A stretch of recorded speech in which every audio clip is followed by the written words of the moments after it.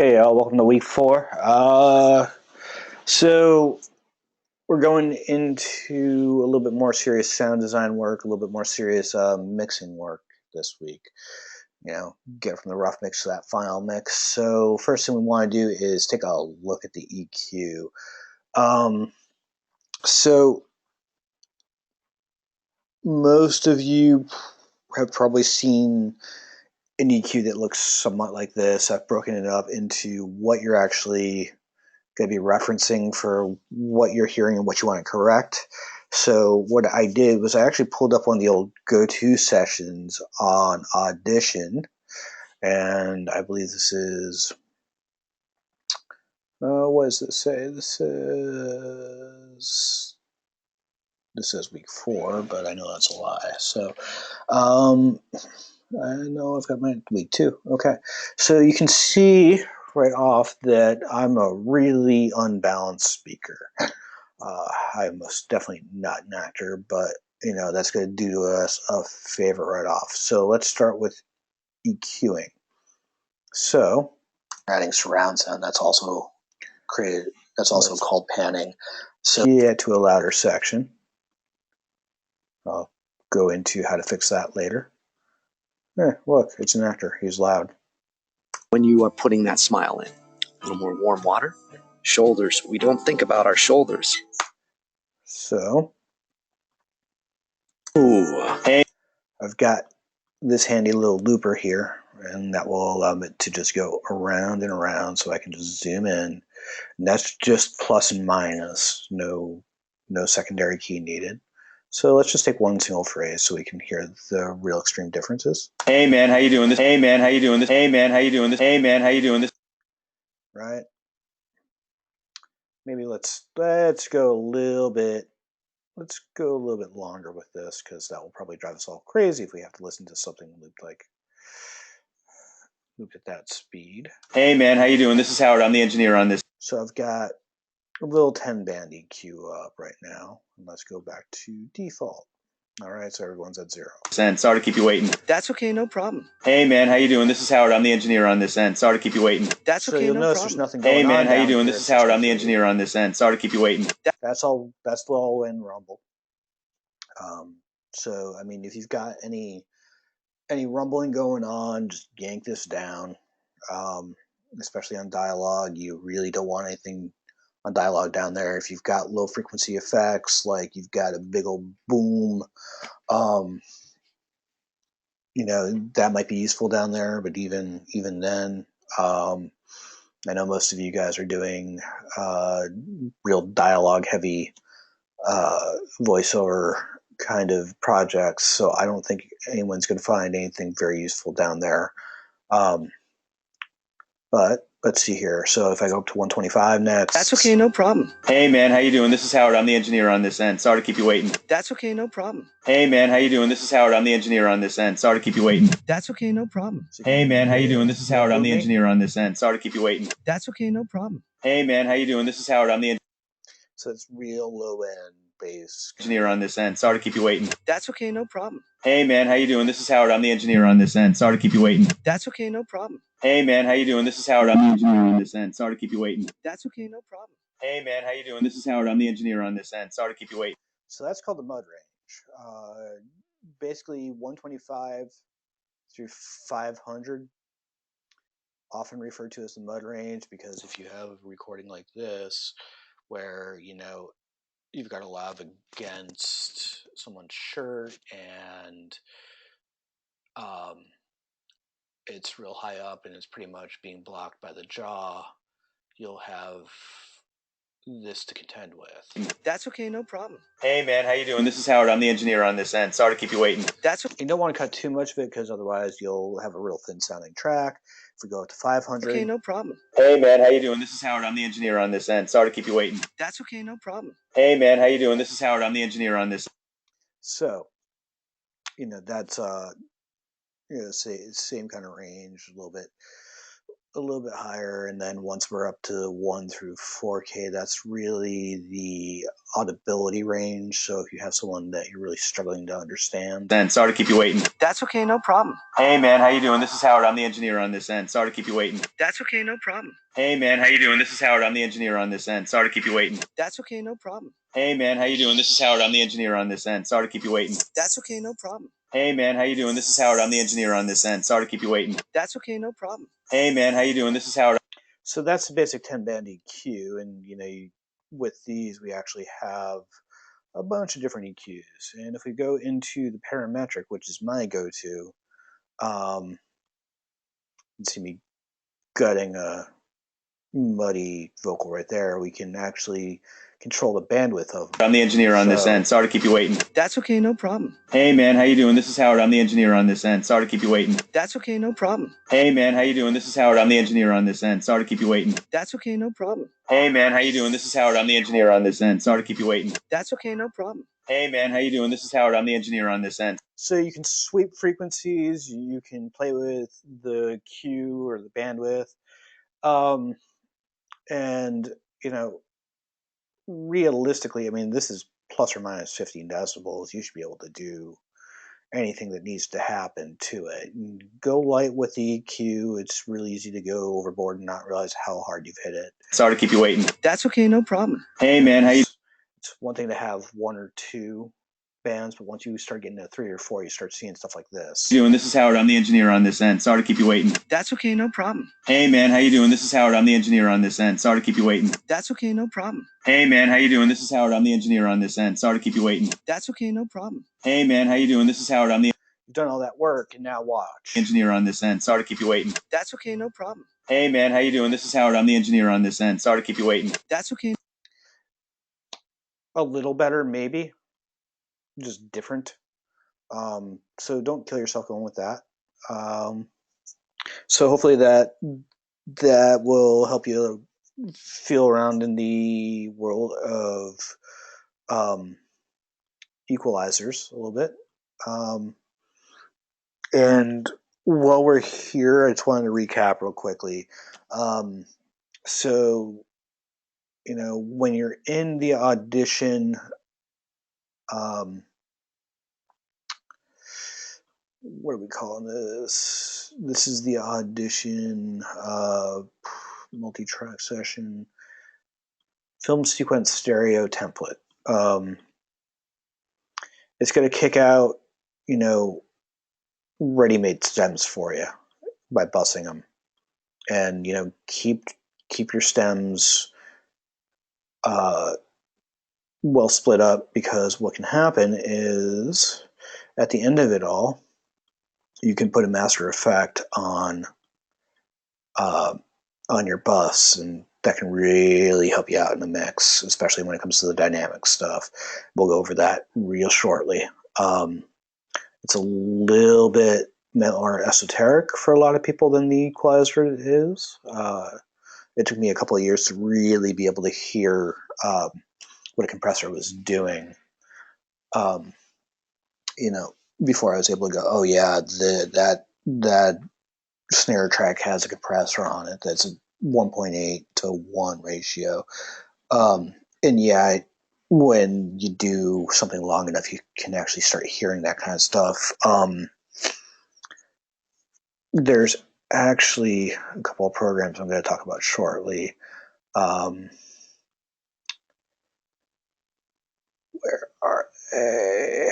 Let's just jump over. Oh, I think I had them locked up. So, which is fine.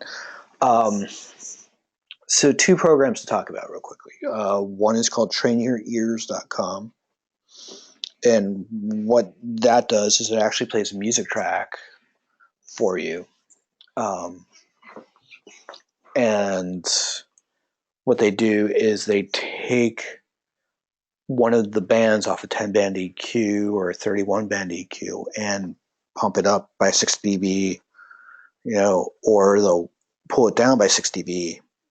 And it's an online multiple choice test, and it will just ask you what frequency was just pushed up or pulled down.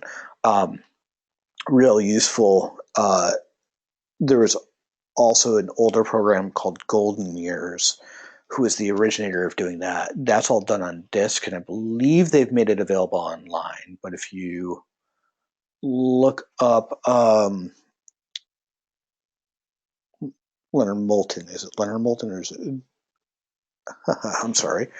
Give me one sec, guys, because I had it in my 315.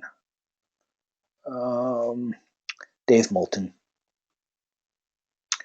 So Dave Moulton's Golden Years, same concept as trainyouryears.com, where they'll play an audio sample for you. They'll change a frequency and they'll ask you what frequency was changed. And over time, you start to be able to recognize what's going on. So if you have any interest in pushing yourself into that world, those are readily available. Tools like that are always handy to have around. So I encourage you to check out those two websites. While you're in the middle of, editing everything, like I said, a lot of you are doing very dialogue heavy voiceover kind of pieces. Remember grab your room tone. That will make editing stuff a little bit cleaner. And then grab wilds. If there's a line that you're getting that's distorted, well, I guess you've already kind of gotten past that. But if you've got a distorted line while you're filming, the idea with a wild is to go back and just say, hey, let's focus on the audio with getting that line a couple of times and delivering it a couple of times within the script without it distorting. And that way you can lock it up to picture later without worrying about it too much. Reverbs. Let's go into this real quick. So reverbs and delays. There's a couple of differences here. So if we go into a delay is an echo. And hey man, how you doing? This is Howard. I'm the engineer. So in order to get a real echo going, you're looking for feedback. On this end, sorry to keep you waiting. That's okay, no problem. So feedback's going to be the amount of time it repeats on echo. Delay is actually going to be the amount of time it takes to create the echo. So say we've got 0 feedback with 1,000 millisecond delay. You'll notice that my dry, which is my unaffected audio, is at 70, and my wet audio is at 30. Hey man, how you doing? This is Howard. I'm the engineer on this end. Sorry to keep you waiting. So if I want to make those echoes the same volume, pull them both up to 70. That's okay, no problem. That's okay. Hey man, how you doing? This is Howard. I'm the engineer on this end. Sorry to keep you waiting. So,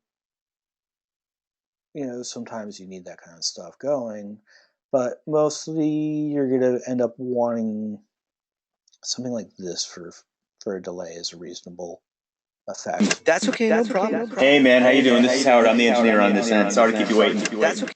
It's kind of got your dreamy sound effecty kind of stuff going for that. So the other side of this is the reverb world, which is a little bit easier to get lost in. So a lot of times you'll hear reverb that sounds like you're in a bathtub, something like this. Hey man, this is Howard. I'm the engineer on this end. Sorry to keep you waiting. That's because the mix is way up. So most of the time with reverb, you actually want it pretty far down, probably somewhere around 20 to 30%. Because you just want a little bit of room sound to create something. That's okay, no problem. Hey man, how you doing? This is Howard. I'm the engineer on this end. Sorry to keep you waiting. That's okay, no. So you could hear the 20%. You're kind of like, okay, so I'm in the space, but everything is clear enough to hear. Now, the cool thing here is this is a convolution reverb, which is another name for impulse response. You'll see IR in the audio world means one of two things. It either means infrared, which we use for remote controls, or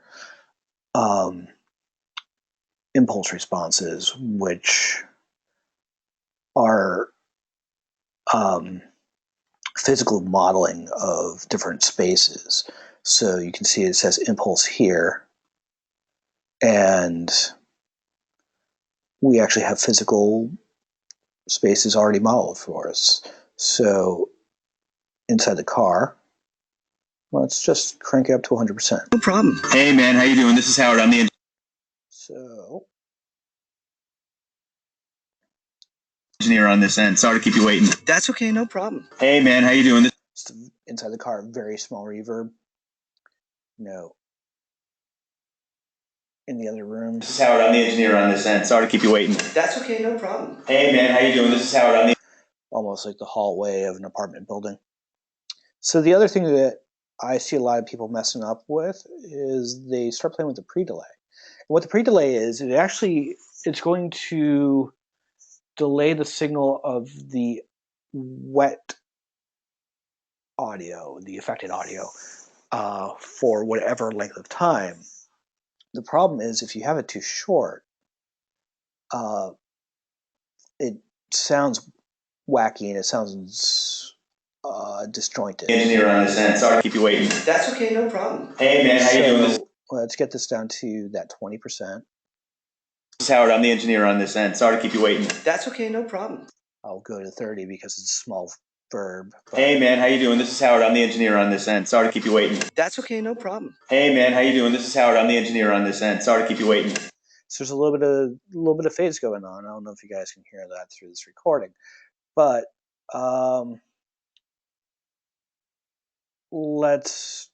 so usually what pre-delay is used for is something like if I've got a crooner vocal like an Etta James or maybe Sinatra kind of stuff, and I'm looking for that old school sound. I use pre-delay to get that real crisp up close sound for a vocalist while still having a massive room sound. So what will happen is this: if I put it out to an 80, let's do 70 millisecond delay. That's okay, no problem. Hey man, how you doing? This is Howard. I'm the engineer on this end. Sorry to keep you waiting. That's okay, no problem. Hey man, how you doing? This is Howard. I'm the engineer on this end. Sorry to keep you waiting. That's okay, no problem. Hey man, how you doing? This is Howard. I'm the engineer on this end. Sorry to keep you waiting. That's okay, no problem. So what's happening there is that wet signal being delayed long enough, you get the effect, but you're still able to hear the dry signal really clearly, even with the effect being heavy. Dampening low frequencies. If you've got a boomy sound and you want the high end of it in reverb, you dampen the low frequencies. Other way around with the high. Problem. Hey man, how you doing? This is Howard. I'm the engineer on this end. Sorry to keep you waiting. That's okay, no problem. Hey man, how you doing? This is Howard. I'm the engineer on this end. Sorry to keep you waiting. That's okay, no problem. So that's reverbs and delays in a nutshell. Let's jump on. And anytime you guys have any questions, throughout your mix period, feel free to email me. Next is the esoteric range, compressors. Like I said, it took me forever to be able to hear what a compressor was really doing. So, hey man, how you doing? This is Howard. I'm the engineer on this end. Sorry to keep you waiting. That's okay. So let's do this. Okay, no problem. Hey man, how you doing? This is Howard. I'm the engineer. So that's what we've been hearing over and over again, and I'm playing that same sample for you guys for a reason, so you can hear what these effects are doing. So you'll notice something here. This is the ratio. What we're doing is we're setting a maximum level, and we can actually see it on the levels down here on the meter. So on this end. Sorry to keep you waiting. That's okay, no problem. Hey man, how you doing? This is Howard. I'm the engineer on this end. Sorry to keep you waiting. That's okay, no problem. Hey. So if you notice, the louder section is going -6, quieter section is going -15. So what we want to do is we want to grab that -15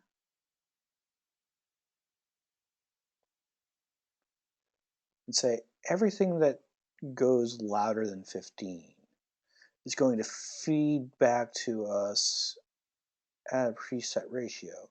So just for sake of math, let's just do 4:1. So, and you'll notice I went a little below the -15 threshold, so it's constantly on. It's going to take, so if it goes a decibel above the threshold, that we'll hear it at a quarter of a decibel louder than the threshold. So if it's 3 decibel, again, easy math. So let's go, if it goes 12 decibels over the threshold, it will sound like it's 3 decibels over for us. For those of you with distorted vocal tracks, you can see where this is going to be really handy. Now, attack and release, this is a tricky one because there's a magic spot here. There's no set rule. But if you hit it too hard... Hey man, how you doing? This is Howard. I'm the engineer on this end. Sorry to keep you waiting. That's okay, no problem. Hey man, how you doing? This is Howard. I'm the engineer on this end. You'll be able to hear artifacts from it. So usually something like this for a vocal track. Somewhere around, this looks really small, but 250 is 250 milliseconds is pretty large dynamic range. And sorry to keep you waiting. That's okay, no problem. Hey man, how you doing? This is Howard. I'm the engineer on this end. Sorry to keep you waiting. That's okay, no problem. Hey man, how you doing? This is So you can hear that if I turn this off... Howard. I'm the engineer on this end. Sorry to keep you waiting. That's okay, no problem. Hey man, how you doing? This is Howard. I'm the engineer on this end. Sorry to keep you waiting. Let's turn okay, it no on. problem. Hey man, how you doing? This is Howard. I'm the engineer on this end. Sorry to keep you waiting. That's okay, no problem. Hey man, how you doing? This is Howard. I'm the engineer on this end. Sorry to keep you waiting. So the trick here is I can actually, now I can take the output gain and I can crank it. That's okay, no problem. Hey man, how you doing? This is Howard. I'm the engineer on this end. Sorry to keep you waiting. That's okay, no problem. Hey man, how you doing? This is Howard. I'm the engineer on this end. Sorry to keep you waiting. That's okay, no problem. So I've got the whole thing up a little bit louder now without losing, without distorting. You know, I find my clip and I just bring it down from there. So that's a single band compressor. That's pretty easy. Now we get into the really tricky stuff, which is dynamics processing, which is a multi-layered compressor. It's not a multi-band compressor. That's a totally different thing. So the multi-layered compressor lets you set the ratios at different spots. So this green line represents the audio of the original. This is your threshold right here. So before we actually only had it going from -15. So we actually had just about this going on, but instead of 14:1, it was closer to this. It's 4:1. So that's what we were doing that last pass. So this is kind of cool in the fact that you can really slam it when it gets really loud, but just kind of gently go into it. Hey man, how you doing? This is Howard. I'm the engineer on this end. Sorry to keep you waiting. That's okay, no problem. Hey man, how you doing? This is Howard. I'm the engineer on this end. Sorry to keep you waiting. That's okay, no problem. Hey man, how you doing? This is Howard. I'm the engineer on this end. Sorry to keep you waiting. That's okay, no problem. Hey man, how you doing? This is Howard. I'm the engineer on this end. Sorry to keep you waiting. That's okay, no problem. And that makeup gain is the same thing as an output gain. I hope that explains compressors a little bit to you. The other thing I'm going to open up for you is multiband compressors, because these can be very useful, especially on your bus tracks. Because what these do is they pick different frequencies and compresses them at different rates. So you got your real low end, and say we've got a vocal track, and we'll go, okay, low end of vocal range. I mean, that's, well, let's just say we want everything that's below the vocal range just pretty much gone. So, hey man, how you doing? This is Howard. I'm the engineer on this. So you can see by this graph that vocal range really just kicks in around 200 here. So we can pull the low end up to 200, and you can see that we're really peaking around -40 with that, because what I just played was the louder section. So if I bring it all the way down to negative 36. I'll do a 3 to 1. And then, like I said, that 200 milliseconds was real long. We're now down to like 20, 21, and 91, that low end. This end. Sorry to keep you waiting. That's okay, no problem. Hey man, how you doing? This is Howard. I'm the engineer on this end. Sorry to keep you waiting. That's okay, no problem. So next thing I usually do is I bring this somewhere around 2K. Hey man, how you doing? This is Howard. I'm the engineer on this end. Sorry to keep you waiting. That's okay, no problem. Hey man, how you doing? This is Howard. I'm the engineer on this end. Sorry to keep you waiting. That's okay, no problem. Hey man, how you doing? This is Howard. I'm the engineer on this end. Sorry to keep you waiting. That's okay, no problem. Hey man, how you doing? This is Howard. I'm the engineer on this end. Sorry to keep you waiting. That's okay, no problem. So you can start seeing this build out. This I would go up to probably about 8K with. Grab this, it's the intelligibility section, so you don't want to really squash this too much. Just enough to kind of sit on it and make sure it doesn't get too peaky. Hey man, how you doing? This is Howard. I'm the engineer on this end. Sorry to keep you waiting. That's okay, no problem. Hey man, how you doing? This is Howard. I'm the engineer on this end. Sorry to keep you waiting. That's okay, no problem. Hey man, how you doing? This is Howard. I'm the engineer on this end. Sorry to keep you waiting. That's okay, no problem. Hey man, how you doing? This is Howard. I'm the engineer on this end. Sorry to keep you waiting. That's okay, no problem. Hey man, how you doing? This is Howard. I'm the engineer. And then top end, there's nothing useful in the dialogue range up there, really. You don't want to squash it down all the way because then you're not really hearing anything worth. Then you're getting rid of all the air from these sessions.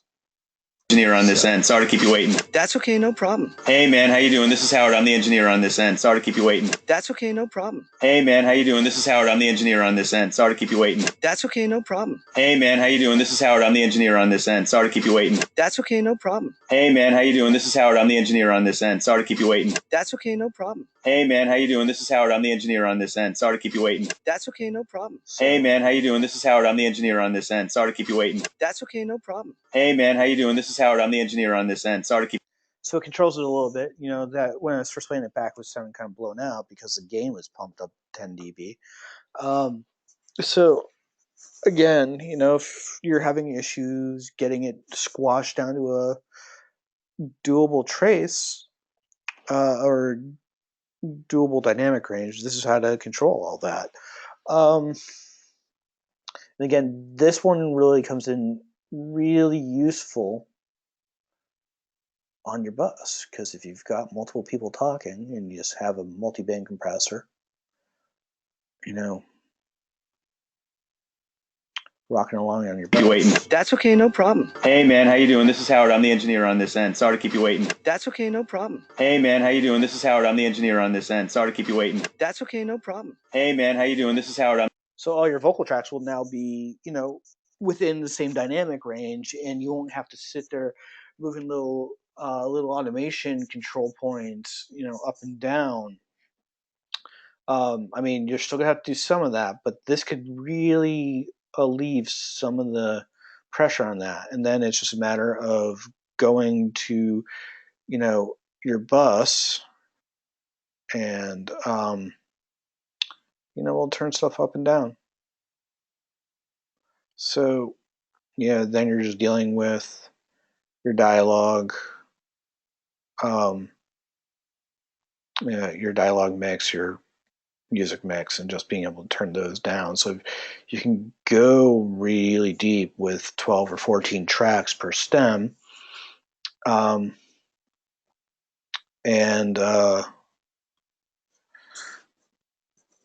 still being able to control the mix without getting too overwhelmed. So hopefully that walked you through some of that. So here's some other sound sources to take a look at if you'd like.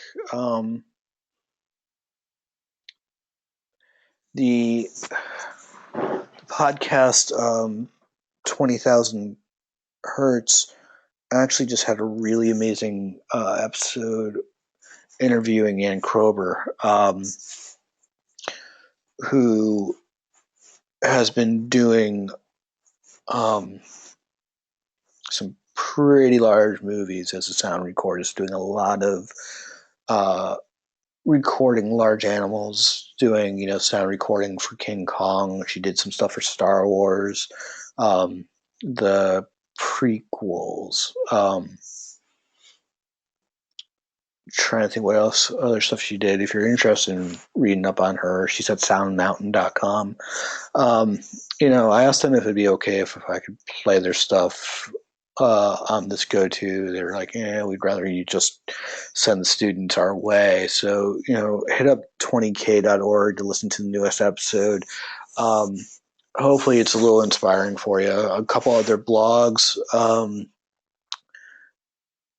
designingsound.org, bunch of pros up on there, telling pretty much road diary stuff, saying, hey, I had to do this, and this is, I had to record something for a race car movie, so I went out to an old junkyard and started up a bunch of rusty old cars to get, the really metallic sound being pushed hard.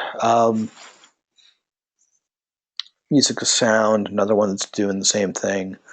Then Oblicards or oblicard.com. This is a music producer that came up with this system. He came up with a set of cards that kind of like Cards for Humanity, if you've ever seen those. That he would just leave on his desk while he was working on music projects for the artist to pull out. So anytime they felt stuck, they would pull out a random card, and these are really odd sayings that are just left to interpretation. So if you're ever feeling stuck, it's fun just to pop onto this website, and it's a randomizer. You just hit refresh, and it comes up with the next card for you. And it's stuff like walk towards something unimportant, or part not whole. So if you get stuck on a mix, was telling one of the students, I think it was Holly, it really encouraged lots of breaks. Not not full on. I need to watch an episode of something on TV, but walk away for 5 minutes, especially if you find yourself really playing with an EQ for a while, or moving a sound effect around for a while, or especially if you're moving volume around for a while. And a while is something like, if you're spending 30 seconds on a line, on a pass, give it a rest, walk away for a second, and come back to it. That will probably do you, the most good, getting you to do stuff quickly. Other things before I leave you, because this is the last week. So it's going to be about a year until you guys are thinking about sound again. After this week, I'm sure. So a few things to look into and be ready for in Audio 2. I know I've got one of you in Audio 2 next month. You know who you are. So I'll see you next month. But for the rest of you, it's going to be about a year. So one major thing that we don't get to talk about, because this is such a rushed intro to a pretty massive amount of different things going on, is sync. You're going to want to really understand where your frame rate is set, because when you start going in between video and audio on a regular basis, popping, getting done with the cut, jumping over to audio, getting real in depth with it, and then jumping back into video, especially if it's something that's got a few different scenes in it. Once you're looking at a 10-minute film, sync is going to be really important. So know your frame rates, know what you're working at, because there's going to be file interchange jumping between programs. And here's the deal: is right now we're doing both Final Cut and Premiere. And let me walk you through real quick. So in a Final Cut, if I've got a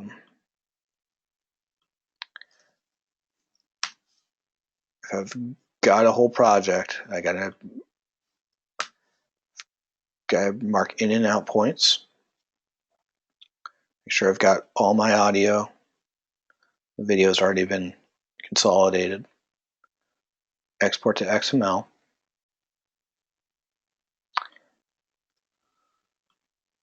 It's already been exported. Then I got to bring it into a project that talks, into a program that talks from Final Cut, converts that to a Premiere XML, and then I can take the same movie. This is a Audio 2 students project that we're looking at. And bring it in, and you can see all the chunks are spread out. You notice I've got a timecode burn. Really important to get to know timecode burns, because if you send a video out to an audio house without a timecode burn, then they send something back that's not syncing correctly with your video. That's in your hands. If you sync the timecode, if you put a timecode burn on it, send it out to an audio house, they send it back out of sync, that's in their hands. So, do a timecode burn, puts the onus on the other guy, or other person, and that's always much easier stress-wise. Now that I've shown you the couple of steps that it takes to do from Final Cut to Premiere, let me show you what it is to go from Premiere to Audition. So video to audio real quick. All you gotta do is go edit in Adobe Audition, hit sequence, and this whole thing just pops out into, sure, we can overwrite it, preparing audio for Adobe Audition. So while it's doing this, I didn't go through this whole thing with Final Cut Premiere because this is a pretty lengthy project between those two, and I can talk for a couple of minutes while it's doing this. And now, if I go back to here, we're all set to go.